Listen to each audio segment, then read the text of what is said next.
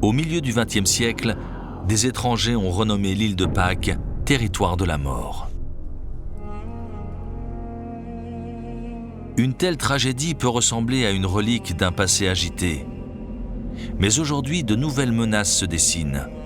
Elles ne proviennent pas de navires et de fusils, mais du vent, de la pluie et de l'océan.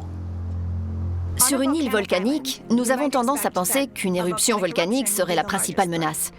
Mais ces volcans ne sont pas entrés en éruption depuis longtemps et ont peu de chances d'y entrer dans un avenir proche. L'œuvre culturelle unique et le symbole universel de l'île est en danger, le moai.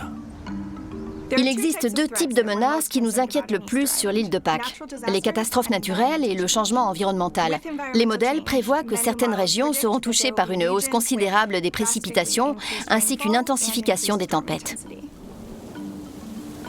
Et pour les statues, plus de pluie signifie une espérance de vie raccourcie. Fabriquées à partir de roches poreuses de cendres volcaniques compactées, elles s'abîment rapidement au contact de l'eau. Il existe deux types d'érosion. L'érosion physique, lorsque la pluie saisit d'infimes particules pour s'en débarrasser ensuite. Et l'érosion chimique, lorsque l'eau contribue à fragiliser la roche. Dans ce cas, les roches poreuses sont les plus touchées. Pour les protéger, nous avons eu l'idée de les recouvrir d'un matériau qui limitera le phénomène d'érosion. Mais lorsqu'il pleut à verse, des dangers encore plus mortels se présentent. Un volcan du nom de Terevaka se situe au nord de l'île. La plupart des moai sont à proximité des lisières de l'île, y compris au nord de Terevaka.